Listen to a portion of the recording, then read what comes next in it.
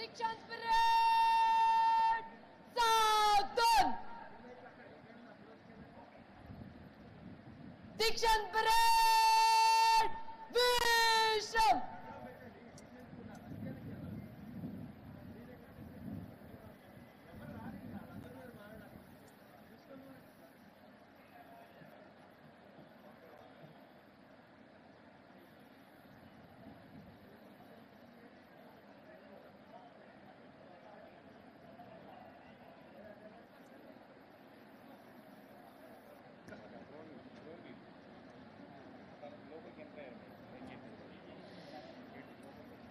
Our Honorable Chief Minister of Telangana State, Sri Revanth Reddy Garu, has just arrived into the premises.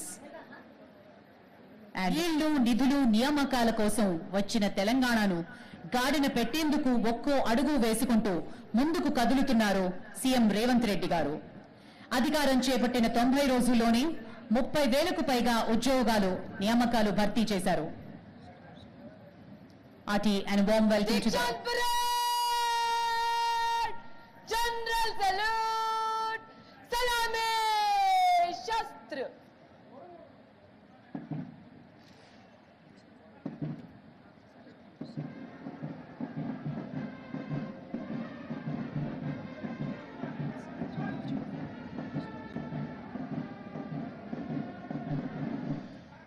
Parade! Kande Shastra!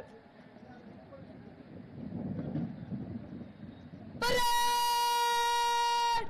Bajo Shastra!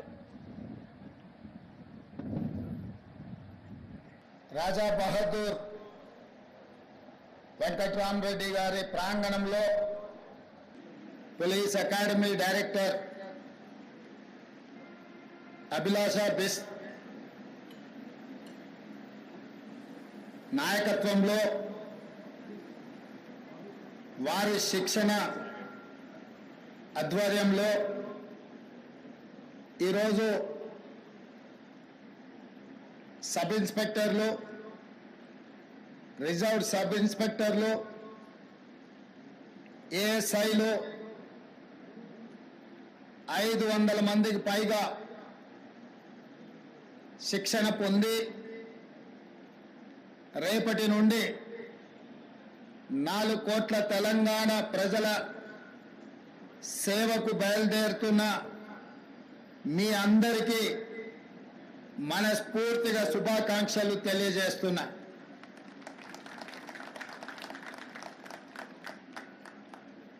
ఈరోజు ఈ సన్నివేశం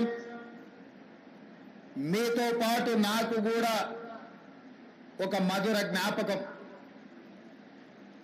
ఏ తెలంగాణ యువత ప్రాణత్యాగాలు చేసి తెలంగాణ రాష్ట్రాన్ని సాధించుకున్నారో, ఆ సాధించుకున్న రాష్ట్రంలో లక్షలాది మంది నిరుద్యోగ యువకులు ఉద్యోగ ఉపాధి అవకాశాలు సాధించుకున్న రాష్ట్రంలో తమకు తప్పకుండా అవకాశాలు వస్తాయని భావిస్తున్న సందర్భంలో దాదాపుగా 9 సంవత్సరాలు అనుకున్న ఆకాంక్షలు నెరవేరక ప్రజలలో, ముఖ్యంగా తెలంగాణ ఉద్యమకారులలో, తెలంగాణ విద్యార్థులలో పెల్లుబికిన అసంతృప్తి డిసెంబర్ 3, 2023 నాడు ప్రజాపాలన తెలంగాణ రాష్ట్రంలో ఆవిర్భవించింది.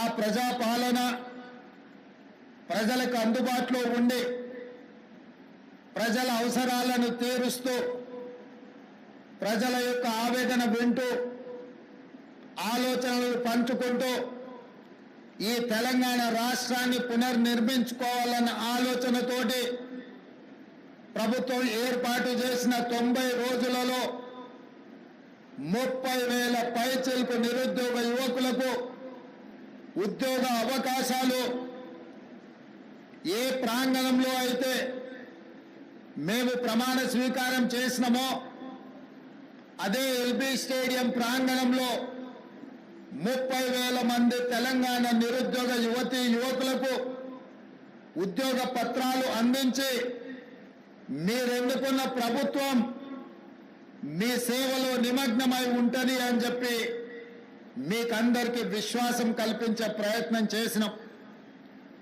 ఇదే కాదు, ఈ 30,000 ఉద్యోగ నియామకాల పత్రాలు అందించడమే కాకుండా గ్రూప్ 1 కావచ్చు, గ్రూప్ 2 కావచ్చు, గ్రూప్ 3 కావచ్చు, డిఎస్సి కావచ్చు, పారామెడికల్ సిబ్బంది కావచ్చు, ఇంకొక 35,000 ఉద్యోగ నోటిఫికేషన్లు ఇచ్చి ఈ సంవత్సరం పూర్తయ్యే లోపల వాళ్ళందరూ కూడా నిరుద్యోగ సమస్య తీర్చి ఉద్యోగ నియామక పత్రాలు ఇవ్వాలి అని ప్రజాపాలన మా ప్రభుత్వం తీవ్రంగా కృషి చేస్తుంది.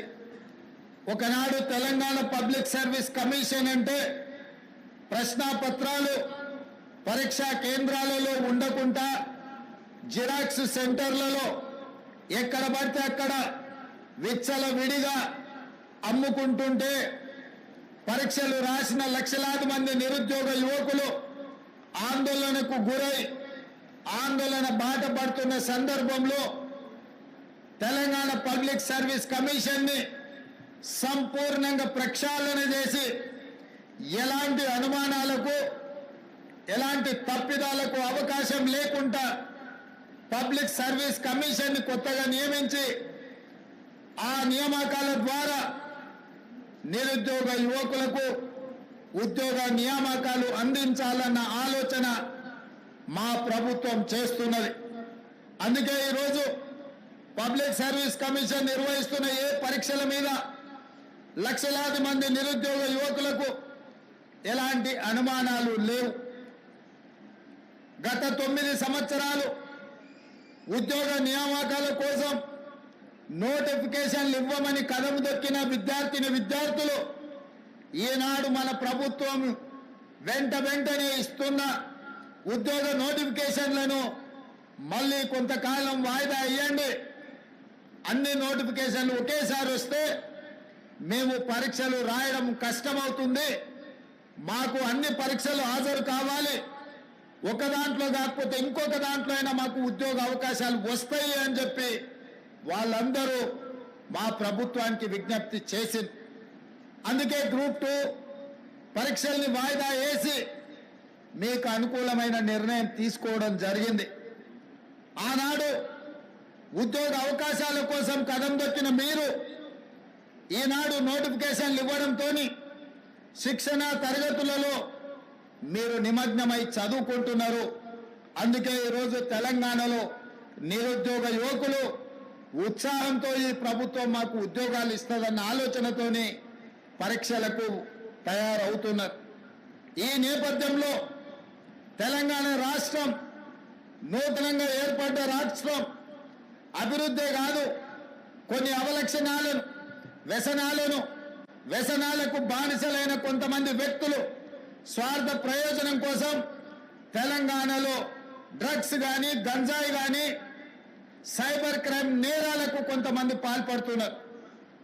ఇట్లాంటి ప్రత్యేకమైన సందర్భంలో దాదాపుగా 540కి పైగా ఎస్ఐలు ఏఎస్ఐలు ఈరోజు తెలంగాణ సమాజానికి సేవలు అందించడానికి మీరు ముందుకు వస్తున్నారు. అందుకే ఈరోజు మీ పరేడ్ చూసిన ముఖ్యంగా పల్లి భాగ్యశ్రీ మీ పరేడ్ కమాండర్గా ఈరోజు ప్రదర్శించిన నైపుణ్యం మీ అందరిని చూసిన తర్వాత నాకు సంపూర్ణమైన విశ్వాసం కలిగింది. రేపటి నుండి మీరు తెలంగాణ రాష్ట్రంలో డ్రగ్స్ మీద గంజాయి మీద సైబర్ నేరాల మీద ఉక్కు పాదం మోపి తెలంగాణ రాష్ట్రంలో గంజాయికి డ్రగ్స్ కు స్థానం లేదు, అట్లాంటి కార్యక్రమాలకు ఎవరైనా పాల్పడితే వాళ్ళని ఎవరిని క్షమించము అనే విధంగా మీరు ముందుకు నడుస్తారని మాకు సంపూర్ణమైన విశ్వాసం కలిగింది. మిత్రులారా, ఇది ఉద్యోగం కాదు, ఇది ఉద్యోగ భద్రత కాదు మీకున్నది. తెలంగాణ రాష్ట్రంలో ముఖ్యంగా పోలీసు విభాగంలో చేరే ప్రతి యువతి యువకుడికి ఇది ఒక భావోద్వేగం. ఇది ఉద్యోగ బాధ్యత కాదు, ఇది ఒక భావోద్వేగం. ఈ రాష్ట్రాన్ని మనం వందలాది మంది మీలాంటి నిరుద్యోగ యువకులు ఉద్యమకారులు ప్రాణ త్యాగాలు చేసి తెలంగాణ రాష్ట్రాన్ని సాధించుకున్నాం. ఈ సాధించుకున్న రాష్ట్రంలో వ్యసనాలకు తావు ఉండకూడదు. గంజాయి, డ్రగ్స్, సైబర్ నేరాలకు ఎక్కడ కూడా అవకాశం ఉండకూడదు. ఈ తెలంగాణ రాష్ట్రం మనది. 4 కోట్ల తెలంగాణ ప్రజలు మన కుటుంబ సభ్యులు. వాళ్ళు ఎలాంటి సమస్యలు ఎదుర్కొన్నా అది మన వైఫల్యమే అవుతుంది. మన మీద సంపూర్ణమైన విశ్వాసం పెట్టుకొని ప్రజాప్రతినిధులతో పాటు 24 గంటలు ప్రజలకు అందుబాటులో ఉండి ప్రజలకు అవసరమైన అందించే సేవలు పోలీసులే. పోలీసులకు సమయం లేదు, సందర్భం లేదు.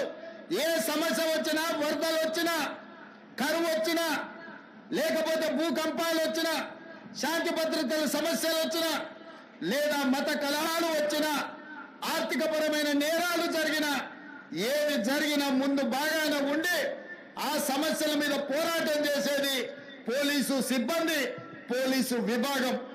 అందుకే నేను మీతో పంచుకున్నది ఇది ఉద్యోగం కాదు, ఇది ఒక భావోద్వేగం. ఈ భావోద్వేగమే ఈ తెలంగాణ రాష్ట్రాన్ని పునర్నిర్మించి భవిష్యత్ తరాలకు బంగారు బాటలేసే బాధ్యత మన అందరి మీద ఉన్నది. అందుకే ఈరోజు తెలంగాణ రాష్ట్రంలో ఒక పక్కన నిరుద్యోగ సమస్యను పరిష్కరిస్తూ ఇంకొక పక్కన విదేశీ పర్యటనలకు వెళ్లి జాతీయ అంతర్జాతీయ స్థాయిలో తెలంగాణ రాష్ట్రానికి వేలాది కోట్ల రూపాయల పెట్టుబడులు తీసుకొచ్చి పరిశ్రమలను స్థాపించి ఆ పరిశ్రమల ద్వారా లక్షలాది మంది నిరుద్యోగ యువకులకు ఉద్యోగ ఉపాధి అవకాశాలు కల్పించాలన్న ఆలోచన మన ప్రభుత్వం చేస్తున్నది. ఈరోజు ఉద్యోగాలే కాదు, నిరుద్యోగ సమస్యను పరిష్కరించడమే కాదు, ఈ సమాజంలో పెట్టుబడులు తీసుకురావడమే కాదు, రైతన్నలు, నేతన్నలు, పట్టణ అన్నం పెట్టేది రైతన్నలైతే ఆ రైతన్నలకు ఆత్మగౌరవంతో బ్రతకడానికి నేతన్నలు సహకరిస్తున్నారు. నేతన్నలతో పాటు గీతన్నలు ఈ రోజు మన సమాజంలో ఉన్నారు.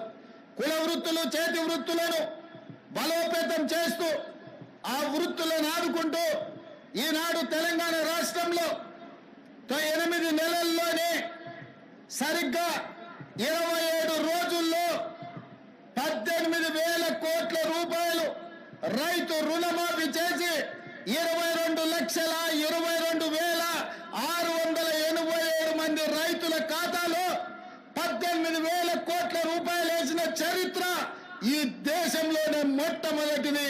తద్వారా మీరందరూ రైతుల బిడ్డలు, గ్రామీణ ప్రాంతం నుంచి వచ్చిన వాళ్ళు, వ్యవసాయము, వ్యవసాయ సమస్యలు, రైతుల యొక్క కష్టాలు తెలిసినోళ్ళు.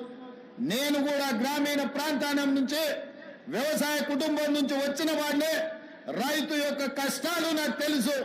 అందుకే 18,000 కోట్ల రూపాయలు కడుపు కట్టుకొని నిధులు సేకరించి 18,000 కోట్ల రూపాయలు ఈనాడు రైతుల ఖాతాలో వేసి రైతన్నల కళ్ళల్లో ఆనందం చూస్తున్నాం.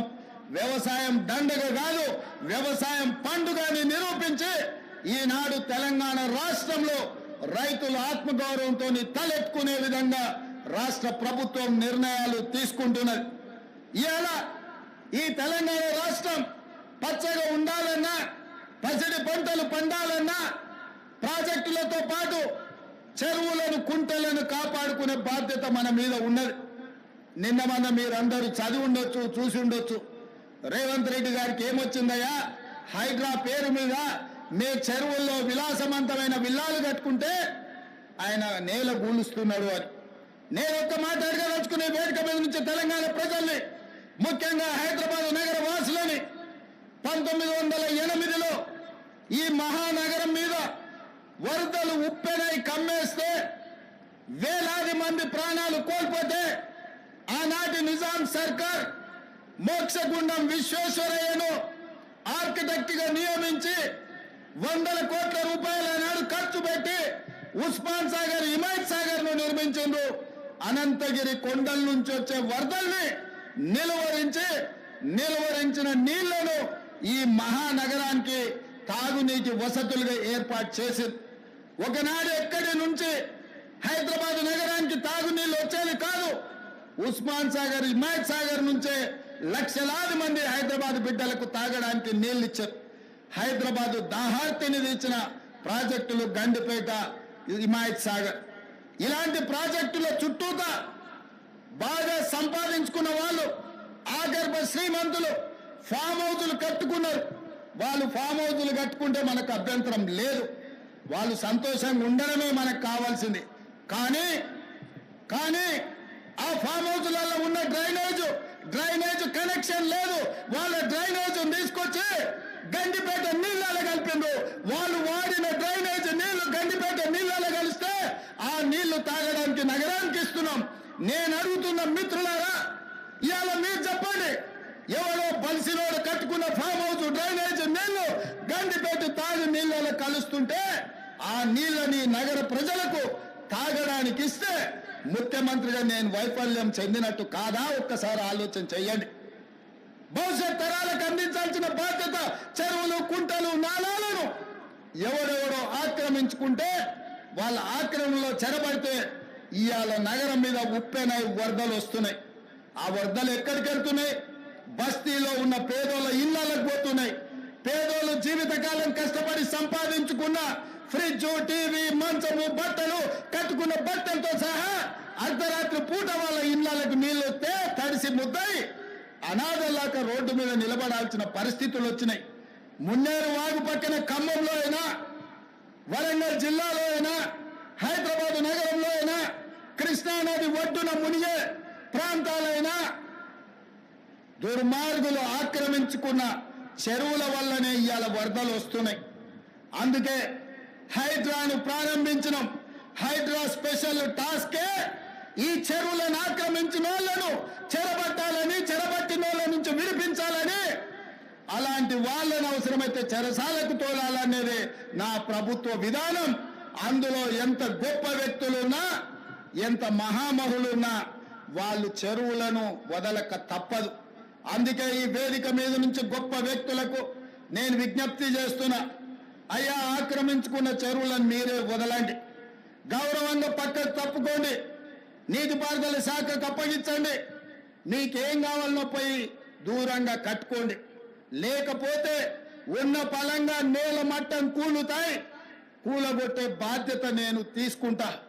ఇవాళ ఎఫ్టీఎల్లో కానీ, బఫర్ జోన్లో కానీ, నాలాలలో అక్రమంగా నిర్మాణాలు ఏవైతే ఉన్నాయో వాటన్నిటినీ నిరభ్యంతరంగా మేము తొలగిస్తాం.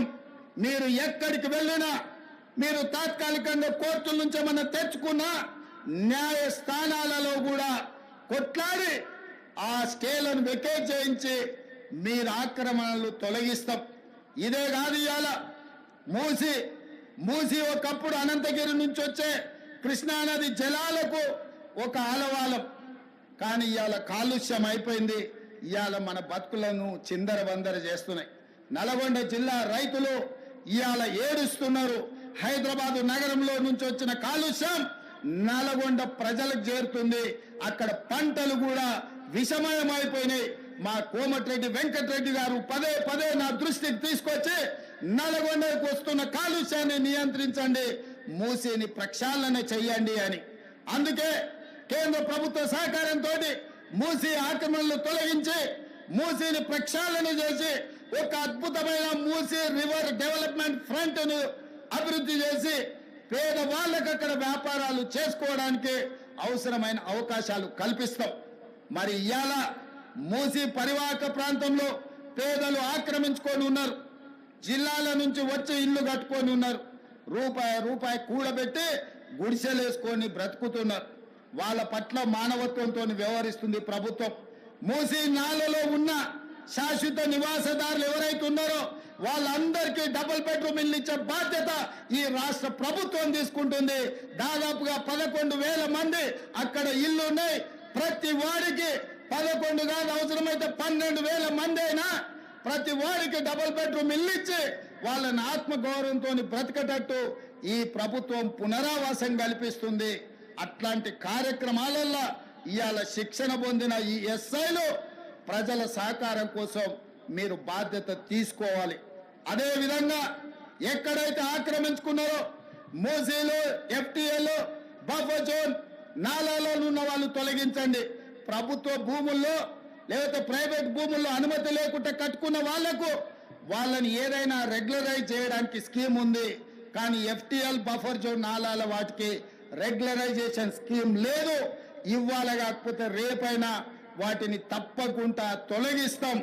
వాళ్ళ పట్ల కఠినంగా వ్యవహరిస్తాం. మీ అందరికీ నా విజ్ఞప్తి ఒక్కటే, రేపటి నుండి ప్రజల దగ్గరికి వెళ్తున్నారు. తెలంగాణ ప్రజలకు విశ్వాసం, నమ్మకం కలిగించండి. మన రాష్ట్రంలో గంజాయి మాట ఎత్తాలన్నా, డ్రగ్స్ గురించి ఆలోచన చేయాలన్నా, సైబర్ నేరాలను నియంత్రించాలన్నా, చెరువులు, నాలాలు చెరబట్టిన వాళ్లను మోకాళ్ళలో వణుకు పుట్టాలి, వెన్నులో చలి జ్వరము రావాలి. ఆ విధంగా మీరు ఈ తెలంగాణ సమాజానికి సేవలు చేయవలసిన అవసరం ఉన్నది. నేను మిమ్మల్ని అడుగుతున్న ఒకే ఒక్క మాట, మీరు ఈ బాధ్యత తీసుకోండి. ఇది మన తెలంగాణ. మన తెలంగాణను రక్షించుకునే బాధ్యత మన మీద ఉన్నది. నేను వేరు, మీరు వేరు కాదు. వాళ్ళు నేరగాళ్ళు. ఆ నేరగాళ్లను పట్టుకొని అడ్డు తొలగించే బాధ్యత మీది, నాది. ఈ వేదిక మీద ఉన్న పెద్ద అధికారులది. పెద్ద అధికారులు మేము ఆదేశాలు ఇస్తాం, కింద అమలు చేయాల్సిన బాధ్యత మాత్రం మీదే. అందుకే ఈనాడు ట్రైనింగ్ నుంచి శిక్షణ పొంది 9-10 నెలలు శిక్షణ పొందిన మీరందరూ తెలంగాణ సమాజానికి సేవలు అందించబోతున్నారు. తెలంగాణ ప్రజలకు విశ్వాసం కల్పించండి. ఇది ఉద్యోగం కాదు, ఇది భావోద్వేగం. ఈ తెలంగాణను కాపాడుకుంటాం. ఈ తెలంగాణను కాపాడడానికే మేము ఈ కాకి డ్రెస్సును ధరించినమని వాళ్ళకు విశ్వాసం కల్పించండి. ఇదే కాకుండా చివరగా నేను శ్రీనివాసరెడ్డి, కొత్తగూడ శ్రీనివాసరెడ్డి గారికి గతంలో చెప్పిన విజిలెంట్ అండ్ ఎన్ఫోర్స్మెంట్ డైరెక్టర్ ఈరోజు వారి బాధ్యత ఉన్నారు. ఎట్లయితే సైన్యంలో పనిచేసే సైనికులకు సైనిక్ స్కూల్ ఉందో, తెలంగాణ రాష్ట్రంలో పోలీస్ డిపార్ట్మెంట్ లో పనిచేస్తున్న హోంగార్డు నుంచి డీజీపీ వరకు సైనికులకు ఎట్లయితే సైనిక్ స్కూల్ ఉందో, పోలీసులకు కూడా ప్రత్యేకంగా ఒక రెసిడెన్షియల్ పోలీస్ స్కూల్ మొదలుపెట్టి 50 ఎకరాలల్లా అద్భుతంగా ఈ దేశంలోనే అత్యంత నాణ్యమైన విద్యను అందించే బాధ్యత తెలంగాణ రాష్ట్ర ప్రభుత్వం తీసుకుంటుంది. ఒకటి హైదరాబాద్ లో ఈ పక్కల్లే గ్రేహాండ్స్ ఉన్నది. నిన్న మన భూ కబ్జాదారులు 150 ఎకరాలు ఆక్రమించుకోవాలని ఆలోచన చేసిండ్రు. అందులో 50 ఎకరాల స్థలాన్ని ఇక్కడ, రెండవ స్కూల్ వరంగల్లో 50 ఎకరాలు కేటాయించే మీ అందరికీ 6th క్లాస్ నుంచి పీజీ వరకు డాక్టర్లు, ఇంజనీర్లు కూడా చదువుకోవడానికి పోలీసుల పిల్లల కోసం 100% ఉచిత విద్యను అందించడానికి మా ప్రభుత్వం కట్టుబడి ఉన్నది. పోలీసు కుటుంబం నుంచి వచ్చిన నేను పోలీసుల బాధలు తెలుసు. వాళ్ళ పిల్లల విద్య విషయంలో నాకు సంపూర్ణమైన అవగాహన ఉన్నది. అందుకే ఈనాడు ఈ వేదిక మీద నుంచి డీజీపీ గారికి నేను ఆదేశాలు ఇస్తున్నా. ఈ కార్యక్రమం తర్వాత శ్రీనివాసరెడ్డి గారిని పిలిచి మాట్లాడి పోలీస్ స్కూల్ ఏర్పాటు చేయడానికి అవసరమైన ఫైల్ ప్రిపేర్ చేయండి. 50 ఎకరాల స్థలాన్ని కేటాయించడానికి అవసరమైన చర్యలన్నీ తీసుకోండి. రాబోయే 2 ఏళ్లలో ఇక్కడ పోలీస్ స్కూల్ ఉండాలి. హోంగార్డు నుంచి డీజీపీ వరకు ఏ హోదా అయినా మీ పిల్లలు చదువుకోవాలంటే అందరూ ఒకే దగ్గర చదువుకోవాలి, ఒకే దగ్గర ఉండాలి, ఒకే దగ్గర తినాలి, ఒకే దగ్గర పడుకోవాలి. అప్పుడే ఈ అంతరాలు తగ్గుతాయి. మీ పిల్లలు సుశిక్షితులైన భారతీయులుగా మారుతారు. అందుకే మిత్రులారా, పోలీసుల యోగక్షేమాలు, పోలీసుల యొక్క సమస్యల్ని తీర్చే బాధ్యత నాది. మీరు నిశ్చింతగా ఉండండి.